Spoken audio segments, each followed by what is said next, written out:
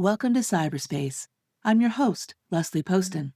When I've said in the past that no one is immune to propaganda, I meant it, and that includes myself. I have the tools to spot it early, and after listening to cyberspace since 2024, you should too.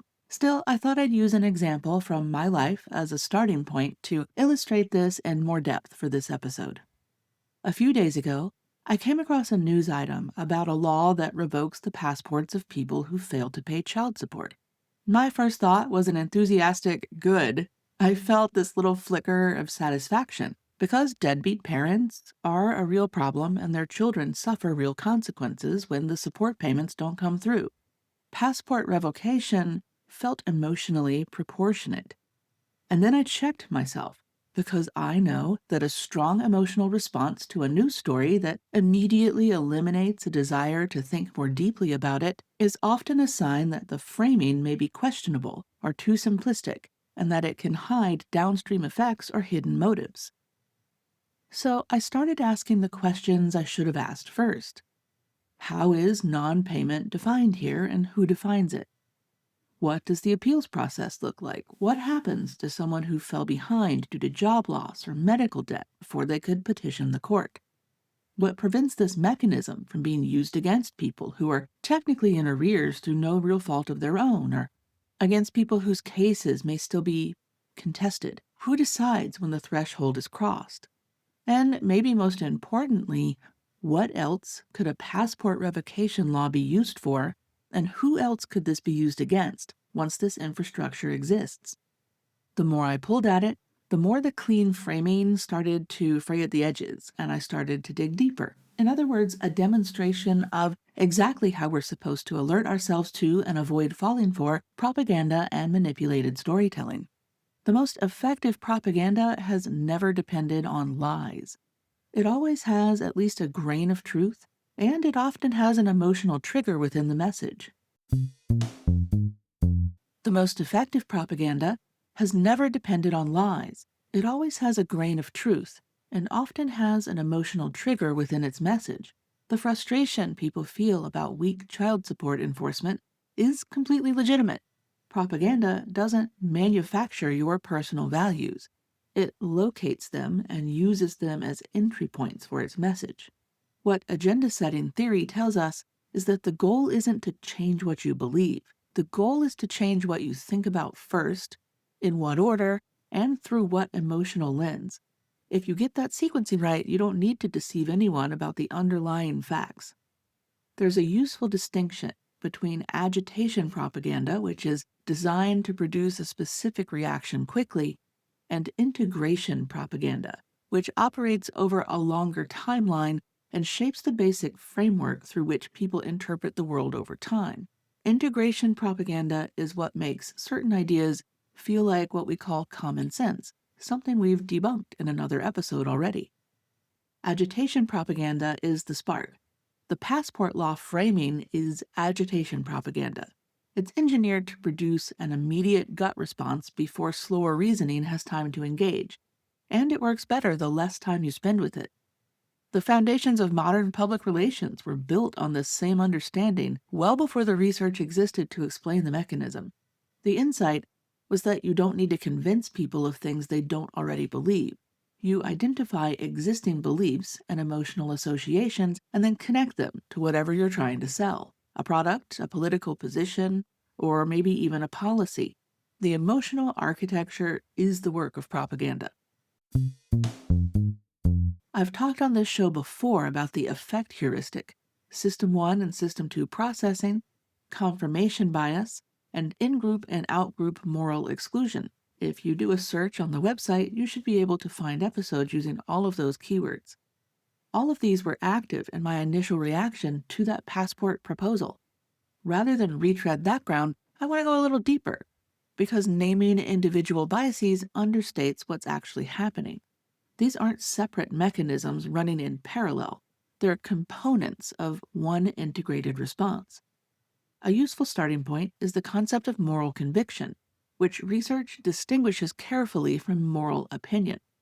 A moral opinion is something you hold with some strength, but could potentially update given new information or a fair process. A moral conviction functions differently.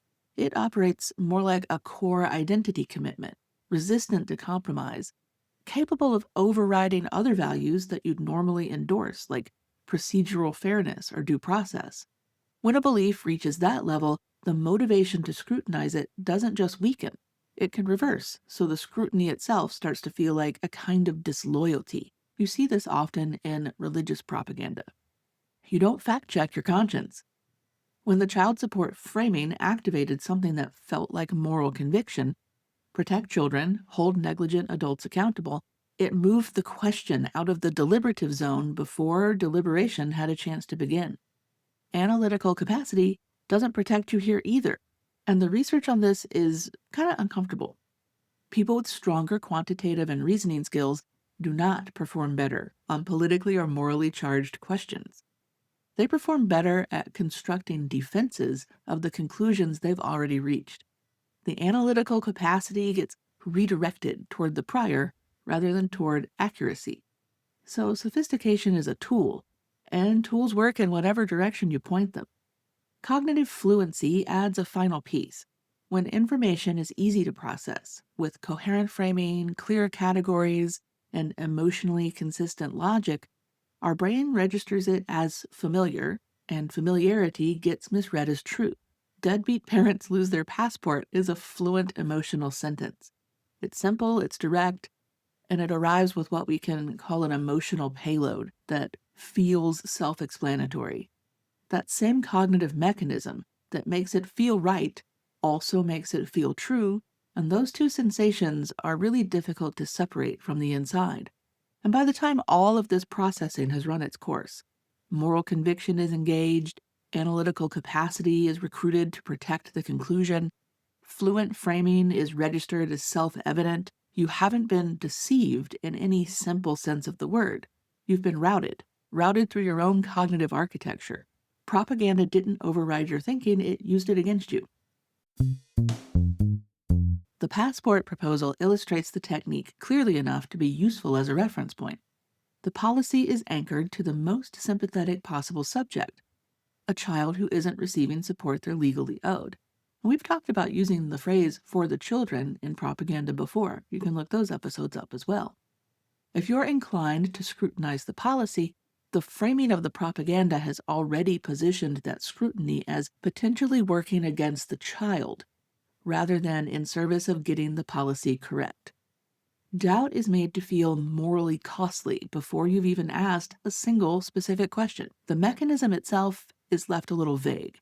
Revoke passports for non-payment sounds targeted and proportionate, but the actual administrative reality, how non-payment is defined, over what time frame, through what legal process, and with what avenue for appeal, enforced by what agency, is considerably more complicated, and that complication is what the vague framing prevents you from thinking about. This pattern recurs often enough in policy history that it's worth treating as a recognizable structure. For example, civil asset forfeiture was built on the premise that it would target criminal enterprises, and it does sometimes, but it also produces the routine seizure of property from people who are never charged with a crime, and who must then navigate an expensive legal process to recover what was stolen. Welfare fraud provisions are meant to catch deliberate deception, and they've stripped benefits from people who make administrative errors on government forms. In each case, the original propaganda framing pointed to a sympathetic victim and a clearly culpable offender, and in each case the mechanism reached considerably further than the framing suggested it would. The propagandistic move is to attach a genuine problem to a broad mechanism before there's time to examine what that mechanism actually does. So what can you actually do with this information? The most practical thing I can offer is a set of habits rather than a checklist. Our goal is to build a reflex that kicks in before the framing has fully landed. The first is to treat a strong, immediate emotional response as a signal to slow down rather than a signal that you've understood the situation. The underlying concern that produced my reaction to the passport story was legitimate. It's about recognizing that the speed and intensity of a gut response is often a feature of the framing rather than a property of the issue. Something that needs your agreement before you've had time to think about it usually needs that for a reason. The second is to look for who isn't in the frame. Every piece of policy framing foregrounds a particular subject, almost always a sympathetic victim, and that choice shapes everything that follows. Deliberately ask who else is present in the actual situation, who isn't present in the framing. Who else does this mechanism reach, and what will happen to them? The third is to locate the mechanism and examine it separately from the stated goal. So, how does this actually work in practice? Who will administer this? Under what criteria? And with what oversight? What happens if it's applied in error? What recourse exists for people who are harmed by it? Policy that can't survive those questions was probably not designed to. We're seeing this play out right now in real time with AI pegging people as criminals for shoplifting or other crimes, and when they're misidentified by the AI, they have no recourse against it. The fourth is to notice when a binary is being offered and decline it. So much policy framing presents only two options: support this specific proposal or side with the problem that it claims to address. Rejecting that binary framing isn't indifference to the underlying problem, it's a precondition for finding solutions that actually work for the most people. The fifth habit requires the most honest self-examination. Pay close attention to which topics make you want to skip the first four habits. That list is a reasonably accurate map of where you're most susceptible to propaganda. The issues that feel most morally urgent to you, where scrutiny feels most unnecessary and kind of gives you a little bit of physical discomfort in your body, are precisely where a well-constructed frame has the most room to operate unexamined. None of this produces certainty or neutrality, and it's not supposed to. What it does give you is a slightly longer gap between the framing of propaganda landing and the conclusion forming. And within that gap is where your actual thinking happens. I nearly skipped that gap on the passport story. The question was never whether you're informed enough or values-driven enough to be immune. None of us are. The only variable is whether you've practiced creating that gap enough that you can actually use it. Thanks for listening to Cyberspace. I'm your host, Leslie Poston, signing off. As always, until next time, stay curious and don't forget to subscribe so you never miss a week, and send it to a friend that you think might find this helpful.